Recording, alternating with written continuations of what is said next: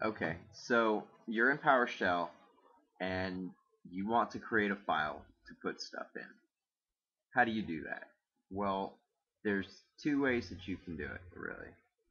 The first one is to create just a blank file, is the new item.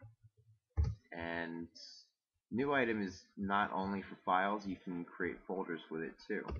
But all you have to do is give it the path, and I'm going to put it on my desktop. Uh, and I'll give it the name test.txt,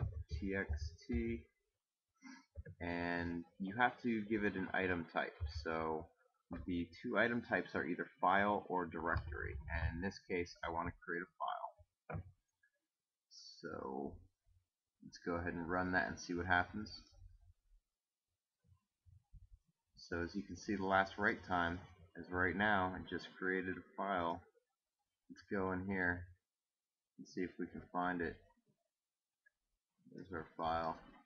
Here we go, test.txt, and I can open this up, and it's just a blank file. I can save stuff in it. So cool. So that's how we can create a file. But we can do the same thing with directory as well. Directory, and let's call this directory test of all things. If I run this now, you'll see last write time, name, test. Let's come in here, and as you can see, I have a folder called test now. It's an empty folder.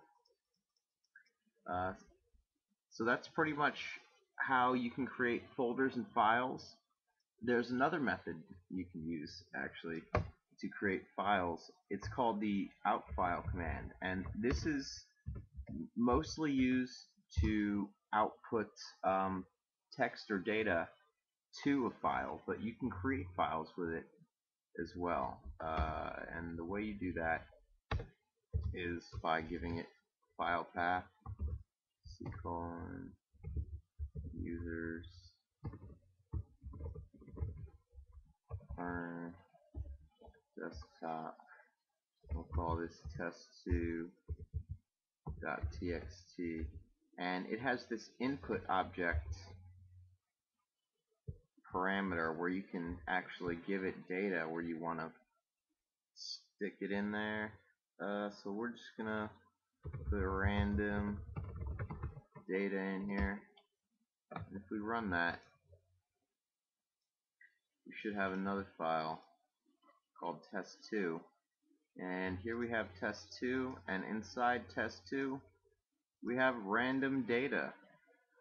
So that was easy enough. So those are a couple of ways that you can create files and folders in Windows PowerShell. So thanks for watching.